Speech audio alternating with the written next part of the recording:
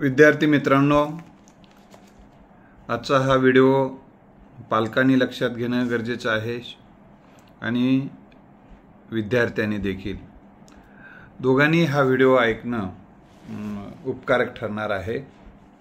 तर आजचा विषय आहे की अभ्यासाची रूम आणि यश याचा कसा संबंध आहे मी आज सांगणार आहे।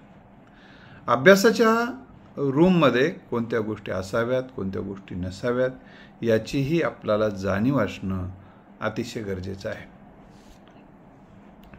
आता हा जो विषय आहे तर एक ज्यांच्या स्वतंत्र रूम आहे त्या विद्यार्थ्यांसाठी हा विषय आहे। काही विद्यार्थ्यांना अभ्यासासाठी स्वतंत्र रूम असत नाही, तरी आहे त्या सिच्युएशनमध्ये आंतरिक प्रेरणेनं त्यावर मात करून ते अभ्यास करून यशस्वी होतात। डॉक्टर बाबासाहेब आंबेडकरांना स्वतंत्र रूम नव्हती। जेव्हा ते भारतामध्ये अभ्यास करत असताना, तर हे तुम्हाला मी सांगतोय आहे, ते स्वतंत्र रूम नसली तरी तुमच्या प्रगतीला अडथळा येणार नाही, पण अभ्यासाची जर रूम चांगली राहिली तर अधिक तुम्ही अभ्यासामध्ये गती घेऊ शकता। तुमची अधिक मार्क मिळवण्यासाठी त्याचा फायदा होणार आहे, म्हणून हा विषय मी सांगत आहे। पण रूम नसली स्वतंत्र तर काही काळजी करू नका मित्रांनो। तर अभ्यासानुकूल रूम कशी असावी या संदर्भामध्ये मी आपल्यासोबत आता बोलणार आहे। तर पहिल्यांदा रूममध्ये तुमच्या स्वच्छता असणं अतिशय गरजेचं आहे।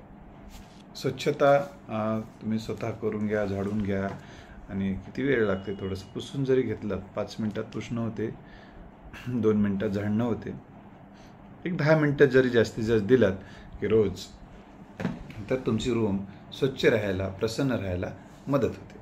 हा एक मुद्दा क्लिअर झाला। दुसरा एक मुद्दा आहे की मुद्देसूद पद्धतीनेच आपण चर्चा करणार आहोत। स्वच्छता, दुसरे चित्र। अभ्यासाच्या रूममध्ये कोणते चित्र असावेत, तर अभ्यासाला प्रेरणा देणारे, तुमच्या ध्येयाला प्रेरणा देणारे असे चित्र असावेत। तुम्हाला ज्याला गुरु मानता तुम्ही, ज्यांची आठवण झाली तर प्रेरणा आणि प्रोत्साहन मिळते, तुम्हाला एक ऊर्जा येते। अशा जर तसा गुरु तुमच्या आयुष्यात असेल तर त्या गुरुचा फोटो तुम्ही लावू शकता। नसेल तर तसं काही बंधन नाही। तर एखाद्या वेळेस तुम्ही एखाद्या टॉपर, तुम्ही ज्या क्षेत्रामध्ये यशस्वी होऊ इच्छिता, ज्या क्षेत्रातली परीक्षा देत आहात, त्या क्षेत्रातला टॉपर विद्यार्थी तुम्हाला आवडणारा, त्याच्यावर तुमची श्रद्धा असणारा, जे की कष्टातून तो मोठा झालेला आहे, अतिशय प्रतिकूल परिस्थितीतून हा मोठा झालेला आहे, हा एक निकष। दुसरा निकष की त्याच्यावर तुम्हाला आवडला पाहिजे, तो मनापासून तुम्हाला आवडला पाहिजे। अशा एखाद्या मुलाचा पेपरमध्ये आलेला एक छोटासा फोटो तुम्ही लावू शकता, किंवा रूम यालावर नेटवर मिळतो। तुम्ही म्हणसाल की सर मी जरी इंजिनिअरिंगचा अभ्यास करत असेल तर मला मेडिकलमध्ये टॉपर आलेला मुलगा आवडतो, त्याच्यावर प्रेरणा मिळते। यस, तसं करा। तर तुम्हाला प्रेरणा मिळावं हा उद्देश आहे, त्याच्यामुळे प्रोत्साहन मिळावं, प्रेरणा मिळावं। एक दुसरी गोष्ट, तुमचा स्वतःचा एखादा हवासा असणारा एक फोटो तुम्हाला हवा वाटतो, छान वाटतो, मस्त वाटतो। तुम्ही काय एखादा बक्षीस घेताना असेल, मेरिट, चांगलं कष्ट करून यश मिळवताना घेतलेलं आहे, ते एखादा फोटो तुम्ही लावू शकता। त्याचबरोबर एखाद्या कागदावर असं छानपैकी टाईप करू नये, बाहेरूनचे छापून आणू शकाल, किंवा हाताने लिहिलेले चालते, त्या एखादं वाक्य तुम्हाला प्रेरणा देणारं, प्रोत्साहन देणारं, तुम्हाला गती देणारं, दिशा देणारं एखादं वाक्य उठा, जागे व्हा, जोपर्यंत ध्येय प्राप्त होत नाही तोपर्यंत थांबू नका. उत्तिष्ठी जागृती वरानी बोधित. मी हे वाक्य मी अभ्यास करत असताना नांदेडला असताना मी हे रूममध्ये लावलेलं होतं. तुम्हाला कोणतं लावायचं ते लावू शकता. हेच वाक्य लावावं असं काही नाही. तर असं तुम्हाला मोटिवेट करणारं वाक्य असणं अतिशय गरजेचं आहे, एवढं मात्र लक्षात ठेवा. दुसऱ्याला कोणते वाक्य मोटिवेशन करतात, दुसरं कोणीतरी सुचवतं आहे. हां, सुचवलं तर तुम्हाला आवडतं का फार महत्त्वाचं आहे. कोणीतरी सुचवलं म्हणून ते वाक्य लावू नका. तर हां, त्याचबरोबर आता फ्लॉवर पॉट वगैरे हे विषय आहे. तर तुम्हाला शक्य असेल तर ते तेवढं करा, होत नसेल तर काही अडचण नाही. जर तुमच्या रूममध्ये बोर्ड जर ठेवणं शक्य असेल तर तो बोर्ड तुम्ही तुमच्या रूममध्ये लावा. त्या बोर्डवर तुम्ही आजचा अभ्यास असं लावू शकता, किंवा तुम्ही त्या बोर्डवर लिहू शकता. असं बोर्ड आणि असा पेन तुमच्याकडं असेल तर त्या पेनने तुम्ही लिहू शकता आजचा अभ्यास एक विषय, किंवा याचं तुम्ही एखादं प्रेरणादायी वाक्य, तुम्हाला ते जर लावलेलंच आहे पण दुसरं एखादं आवडलं तर ते एखादं वाक्य लिहू शकता. 4 दिवस ते ठेवू शकता. प्रेरणादायी वाक्य ते सुद्धा बोर्डवर लिहू शकता. आजचा अभ्यास म्हणजे आज करायचा अभ्यास, आज किंवा आजचा टाइम टेबल तुम्ही तिथे लिहू शकता थोडक्यात. किंवा काही प्रत्येकानं कोणतं काय करायचं ते तुम्ही ठरवायचं. मी फक्त सुचवतोय. सूत्र लिहू शकता एखादं, गणिताचं असेल तर गणिताचं सूत्र, किंवा तुमची व्याख्या असेल तर एखादी व्याख्या लिहून ठेवू शकता. 2-3 दिवस ठेवा, ते पाठवून जाते. बघून पाठवून जाते. कारण आता समजा 360 दिवस अभ्यासाला आहेत.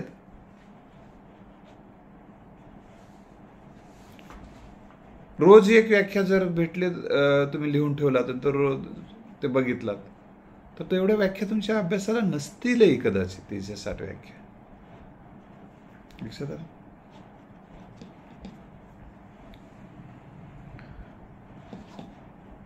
तर ते एक जर व्याख्या ठेवली तुम्ही तर 2 दिवस ठेवा. 180 व्याख्या असतील तर ते 360 दिवसामध्ये ते 300 ते 2 व्याख्या, कारण तेच व्याख्या ठेवू शकता, सूत्र ठेवू शकता. हे मी तुम्हाला सांगितलेलं आहे. काही स्टेटमेंट असतात.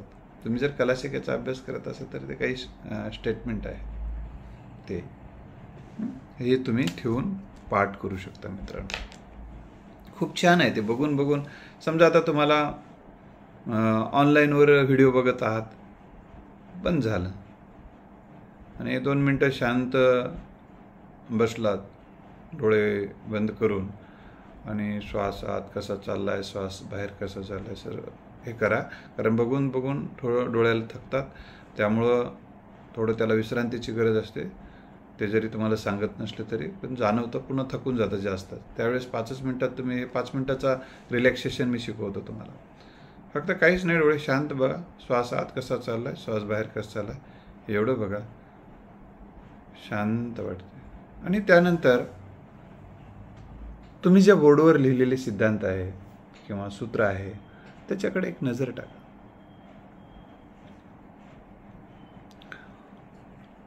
लक्षात आलं. दुसरी गोष्ट, आता 360 दिवस आहेत. तुम्हाला एक 360 दिवस आहेत, मी तुम्हाला एक सांगतो. मी त्याच्यातलं एक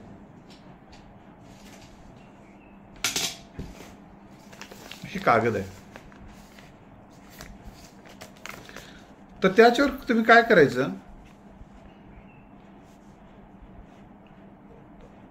360 असे कप्पे करू शकता.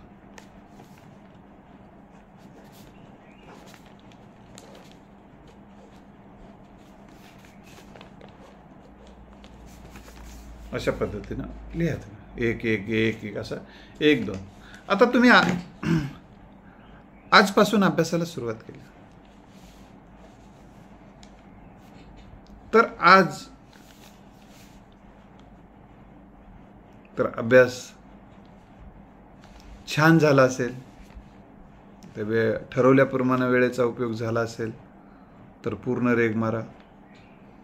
अर्धाच झाले असेल तर अर्धी रेघ मारा त्या कप्प्यामध्ये. आणि तो अतिशय कमी झाला असेल तर अतिशय कमी, अशी म्हणजे अशा त्या कप्प्यामध्ये अशा आडव्या रेषा मारा असं तुम्हाला मी म्हणतो आहे.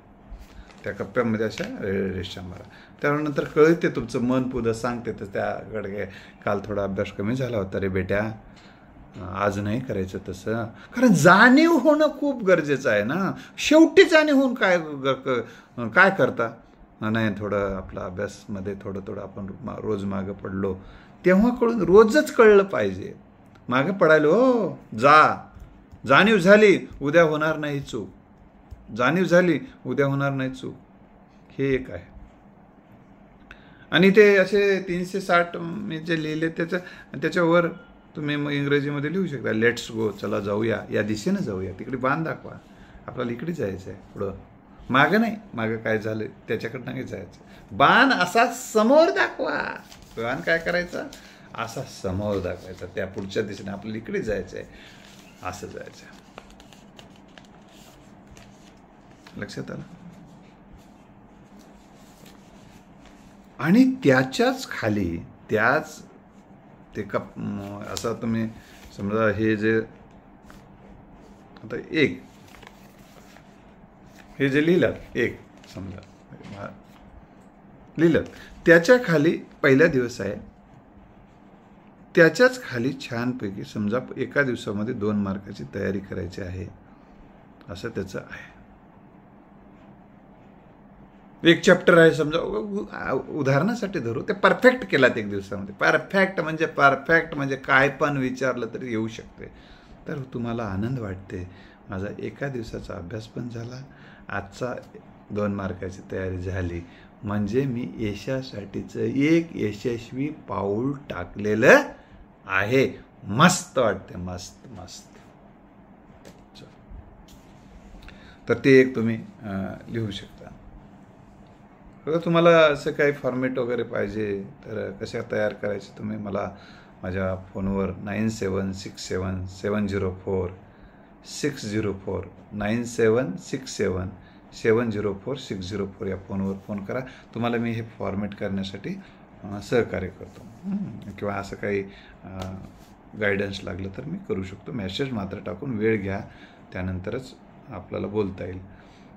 हा व्हॉट्सअप नंबर आहे. नाहीतर ऐनवेळी कधी फोन कराल, मी व्हिडिओ बनवत असतो, मी कुठल्या गायडन्समध्ये असतो, माझ्या वाचनामध्ये असतो, मी काही योगासन करतो, काही प्राणायाम करतो, त्यावेळेसही मी त्यावेळेस बंद असते. लक्षात आलं. दुसरी गोष्ट, टेबल खुर्ची हा विषय आहेच. पण आता टेबलवर काय ठेवायचं, तर टेबलवर गर्दी ठेवू नका. आता गर्दा ठेवू नका. एखादं मोटिवेशनल बुक्स तुम्ही बाजूला ठेवू शकता, एक फक्त. आणि त्या दिवशी जो काही अभ्यास करायचा ठरवले ना, तर रात्रीच त्या गोष्टी सगळ्या असं स्वच्छता करून ठेवा टेबल. आणि त्या गोष्टी उद्या उठल्या काय करावं गड्या, उठल्या पुस्तकं शोधत बसू नका. ते पुस्तक कशी जागेची ते मी पुढं सांगणारच आहे, पण त्या टेबलवरची मांडणी कशी असावी हे सर्वसाधारणपणे सांगतो. उठल्यानंतर तिथं पेन असावा. पेन असताना पेना किती पद्धतीचे असावेत हे पण सांगतो तुम्हाला. शक्यतो पेना जास्त रंगाच्या असाव्यात. काळी, निळी, हिरवी,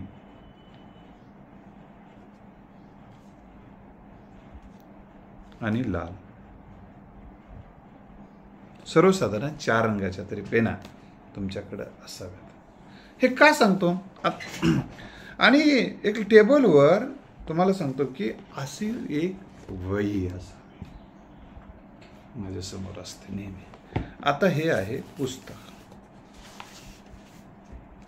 तुमचं अभ्यासाचं पुस्तक आहे. समजा आता हे मराठी व्याकरणचं पुस्तक आहे.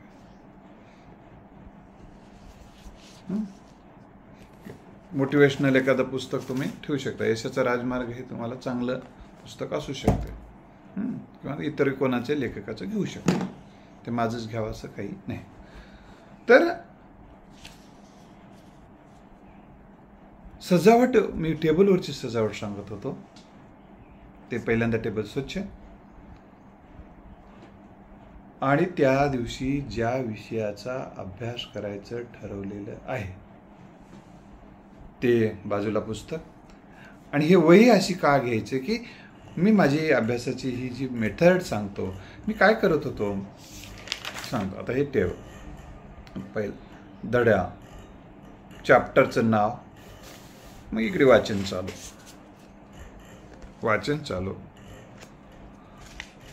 वाचन चालू असताना महत्वाचा जे मुद्दा आहे ते मी इथं लिहायचो. वरी दिनांक टाकायचो 20. आता समजा आज 20 आहे.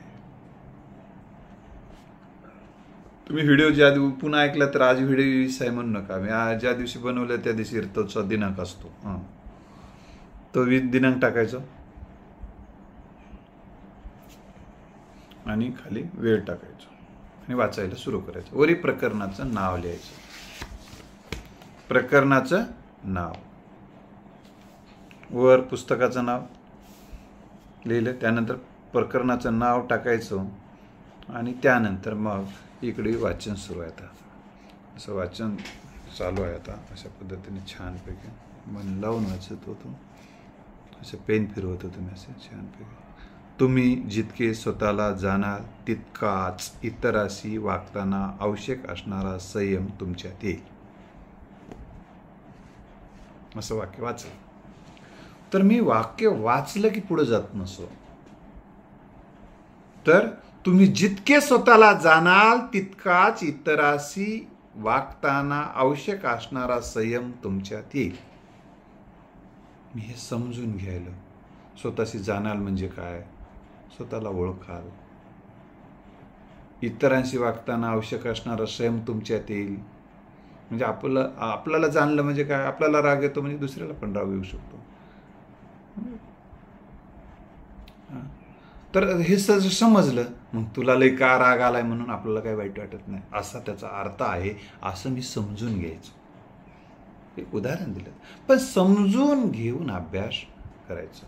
आता मग त्या वाक्यामधला एखादा की पॉइंट्स मला जर इथं आवडला तर त्याचा तुम्ही स्वतःला जाणा,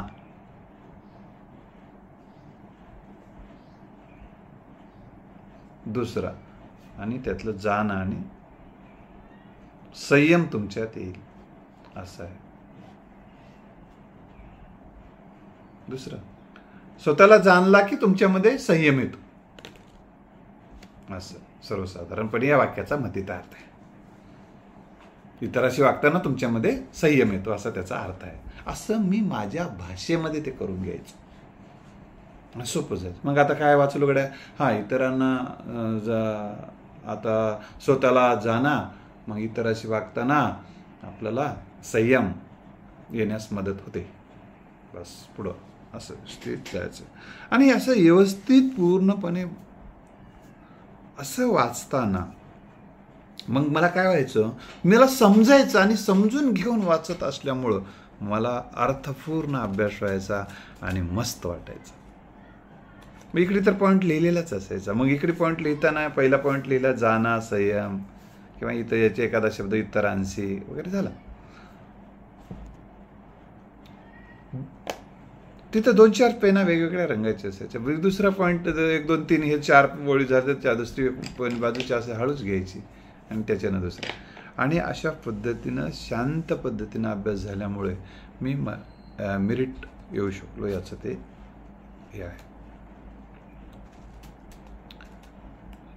16-17 तास अभ्यास माझा व्हायचा, पण मी फार स्थिर अभ्यास करायचो, शांततेनं अभ्यास करायचो. त्याचबरोबर एखादा कागज ठेवायचा आणि ते वाचलेलेचे सगळे पॉईंट्स, महत्त्वाचे पॉईंट्स, जरा 20 पॉईंट्स आले. कॉलेजला जायला जेव्हा पहाटे माझा 4ला अभ्यास सुरू व्हायचा 4ला अभ्यास सुरू झाल्यानंतर जे काही महत्त्वाचे पॉईंट्स मी काढलेले असो, तेव्हा कॉलेजला जात असताना ते पॉईंट्सची कागद मी माझ्या सोबतच न्यायचो, असं हातात ठेवूनच चालत जावं लागायचं.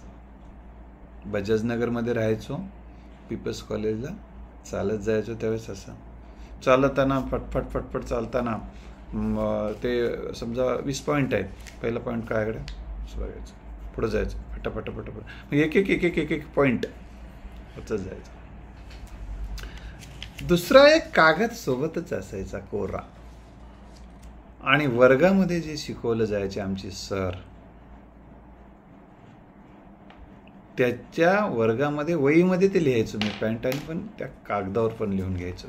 वया थोडंच हातात घेऊन फिरता येते, वहीवर तर असायचं माझे, प्रत्येक सोबत वही असायचीच, त्या वहीमध्ये तर असायचं सगळं. परंतु मी वही सर शिकवत असताना सुद्धा मी असं पुढं बघायचो आणि त्यानंतर पॉईंट्स लिहायचो. आणि कागद येताना पण ते पॉईंट्स मी बघत यायचे, हे सरांनी शिकवले, या पहिल्या सरांनी, पांडे सरांनी हे शिकवलं, राऊत सरांनी हे शिकवलं, धर्मापूरकर मॅडमने हे शिकवलं, सावरगावकर सरांनी हे शिकवलं. त्याचे आज साहित्याच्या व्याख्या दिल्या बाबा आज आपल्याला. सरांनी एका दिवसामध्ये समजा 2 व्याख्या शिकवल्या. वाक्य रसात्मक काव्यम, अर्थक्रियोत्तम काव्यम, ते 2च व्याख्या. ते रोज लिहायचं किती 2 व्याख्यामध्ये, हे आता व्याख्या लिहूच लागते. मग रस्त्याने येताना ती व्याख्या मी पाठ करायचो, जर बघलं तर बघायचो, असं जर लक्षात येईल असं यायचं, कारण वेळ खूप होता ना चालत यायला. विचार दुसरं करत बसण्यापेक्षा डोक्याला हे मेंदूला काम द्यायचं, हा एक भाग होता. म्हणून हे सगळं थोडासा महत्त्वाचा विषय वाटला म्हणून तुम्हाला मी हे सांगितलं, अतिशय हे समजून घ्या. तर ह्याचे पॉईंट्स तुम्ही लिहित चला त्या वहीवर. ती वही असणे अतिशय गरजेचं आहे. ते टेबलवरचं काय ठेवा, वही, पुस्तक. ऑनलाईन जर तुम्ही करत असाल तर तुम्हाला मोबाईल ठेवावा लागेल समोर. मोबाईलमध्ये रिचार्ज वगैरे आहे की नाही ते शक्यतो बघा. शक्यतो वडिलांना विनंती करून वर्षभराचं टाकून द्या एकदाच, नसेल तर 4 महिन्याचं टाका. उद्या एखादा प्लॅन चांगला येईल असं वाटलं तर, पण ते त्याचीच धास्ते असू नये. आणि असं आता व्हिडिओ समोर चालू आहे तर तुम्ही उगा ऐकत बसू नका, असं ऐकत बसू नका. वही ठेवा समोर. ते सरांनी जे चॅप्टर शिकवायले ते वरिष्ठ चॅप्टरचं नाव आणि पॉईंट्स ऐकत खाली असं तिकडे बघत बसण्याची गरज नाही.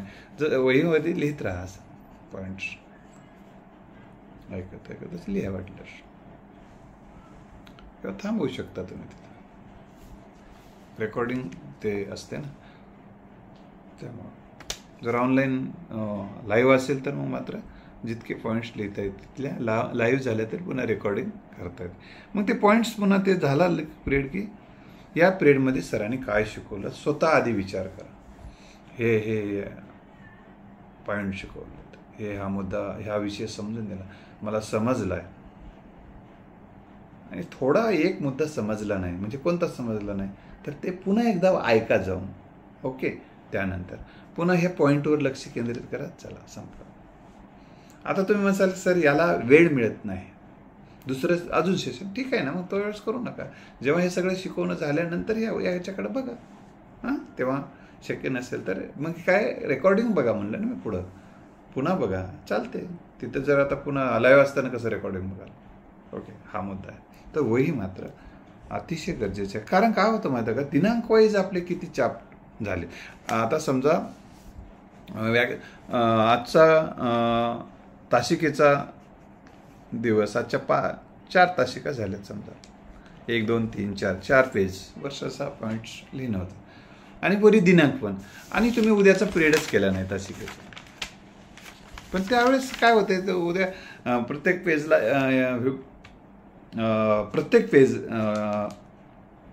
प्रत्येक तासिकेला 1 पेज लागते, तर त्या दिवसात तुम्ही तासिकाच केली नाही, एक दिवस तुम्ही डुम्मा मारलेला आहे.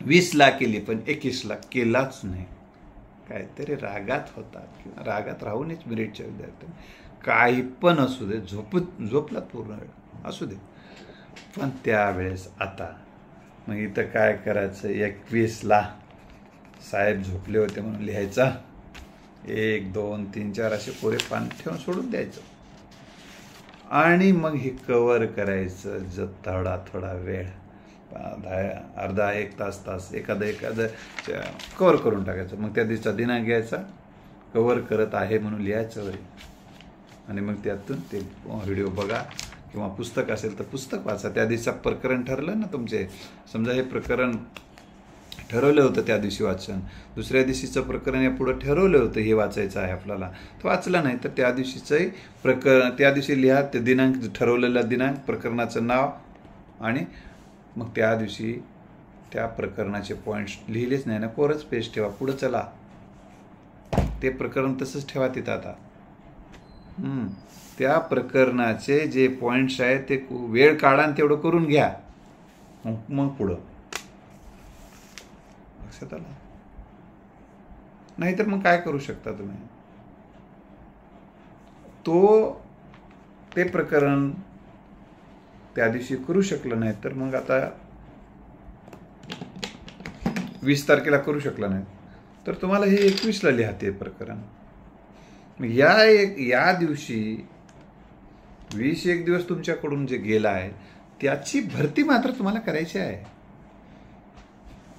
मग ते 1 दिवस ते वाया घातला, ते तसं वाया घालायचं नाही. मग आता अगोदर जे 20 दिवस झालेत इथं कोराच पेज राहिला ना 20 दिवसाचे, काहीतरी मग अजून की पॉईंट्स तरी काढा.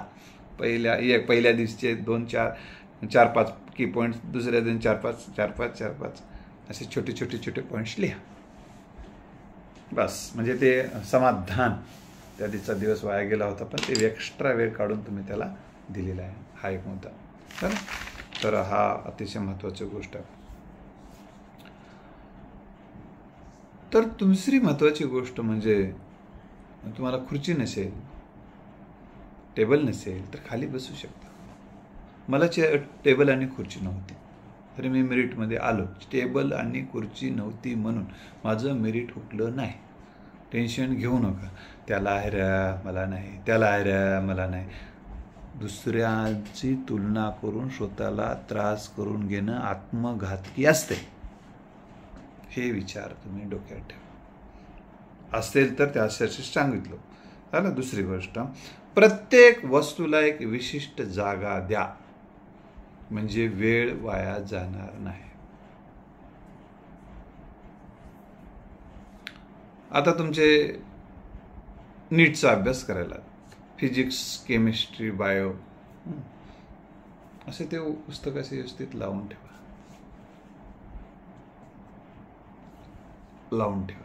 आणि जेव्हा पुस्तक वाचता मित्र, अशी एक पेन्सिल आणि हे असं पुस्तक ते वाचत असताना तुम्ही असे पॉइंटला वाचत असताना या पेन्सिलीनं अंडरलाईन करा. खोडरबर ठेवा, पुन्हा पुसून टाकू शकता तुम्हाला गरज ते झाल्यानंतर. हा एक मुद्दा. पेन्सिल असणं तुमच्यासोबत अतिशय गरजेचं आहे. ते पॉईंट्स म्हणजे पुन्हा काय होतं आपल्याला वाचताना, अरे वा इथपर्यंत वाचलो आहे, पॉईंट काढला, आई वडील बघले तरी माझं लेकरू किती पुस्तक वाचलंय, पॉईंट्स काढलंय बघा, हे प्रत्येक पुस्तकाला अंडरलाईन, सगळं पुस्तक वाचलं, मनापासून वाचलं, आणि आपल्यालाही कळते इथपर्यंत सगळं वाचलेलं आहे, त्याच्या पुढं वाचलं. लक्षात आलं? हे एक म्हणतात. तर पण तिथं शोधण्यामध्ये वेळ जाणार नाही याची काळजी घेऊन पेनसाठी जागा, तुम्ही घड्याळ ठेवा. विशेषतः एक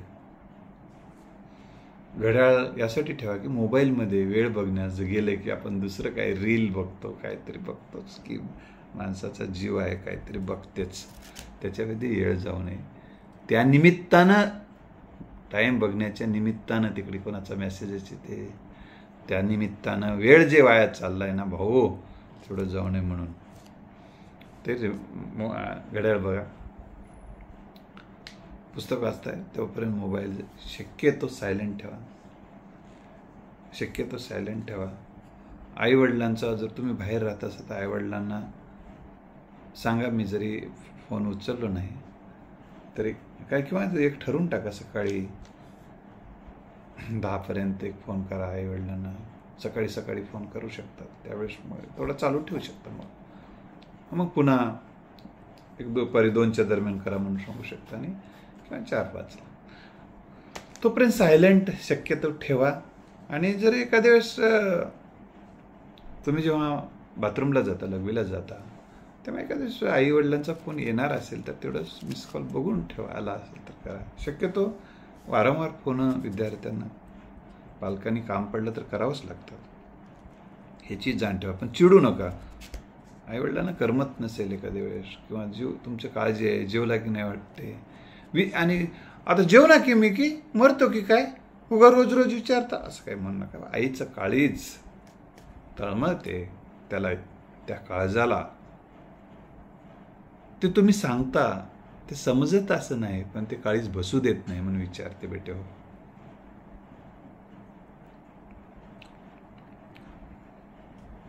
दुसरी गोष्ट, रूममध्ये तुमच्या वह्या, म्हणजे नोटबुक्स, तर सर्वसाधारणपणे वह्या घेत असताना क्वालिटीच्या घ्या, थोड्या चांगल्या घ्या. ते कागदावर लिहिल्यानंतर ते फाटू नये, क्वालिटीच्या वह्या घ्या. आणि अशा जशा मोठ्या वह्या घ्याल तशा छोट्या वह्या पण घ्या. एका विषयासाठी सर्वसाधारणपणे स्वतंत्र वही असावी, एकातच सगळ्या नोट्स असू नयेत. ते वही घेतल्यानंतर तेच नोट्स एक, ओके.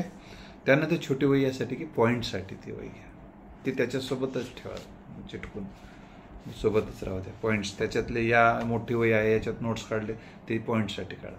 पॉईंट्स कधी कधी पॉईंट्स दररोज, मात्र पॉईंट्स दररोज वाचा.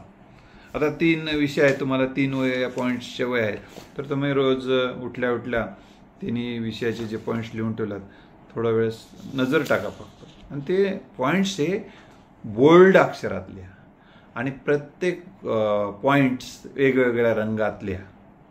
म्हणजे पहिले हिरव्या रंगात लिहिलात, पुन्हा निळ्या रंगात, पुन्हा लाल रंगात, पुन्हा काळ्या रंगात, पुन्हा अजून मग पुन्हा हिरव्या रंगात, पुन्हा निळ्या रंगात. काय लक्षात आलं? मग त्या, अरे हे पॉईंट 4 पॉईंट या रंगात आहेत, त्याची रंगात, मग ते रंग आठवते पॉईंट आठवतात, रंग आठवते पॉईंट.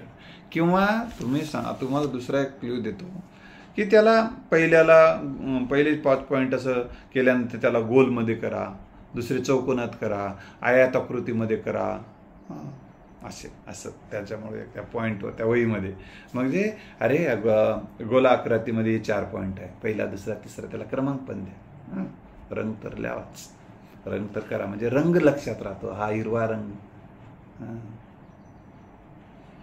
हिरव्या रंगात हा पॉईंट लिहिला आहे, काळ्या रंगात हा पॉईंट लिहिला आहे, निळ्या रंगात हा पॉईंट लिहिला आहे, असं. आणि त्या ह्याच्यामध्ये टाकला, असं गोल करायचं, असं वर्तुळाकारामध्ये पॉईंट लिहिला आहे, बस. अशा पद्धतीनं हे पॉईंट रोज बघा. कसं आहे, कुर्यात सदा मंगलम, कुर्यात बटोरम मंगलम, असं जसं लिहिलं जाते, शुभ लाभ आपण बघून बघून पाठ होते ना, किंवा तुमच्या कॉलेजचं नाव, शाळेचं नाव बघून बघून बघून पाठ होते. काय ते वाचता, काय वाचत बसना काय तुम्ही जास्त, बघता असं बघलं की ते बघून बघून असं. आता तुमच्या कॉलेजचं नाव आठवा बरं, दिसायले बघा. मग तसं जसंच्या तसं बघून परीक्षेत लिहिता येते ना ते तुम्हाला. लक्षात आलं?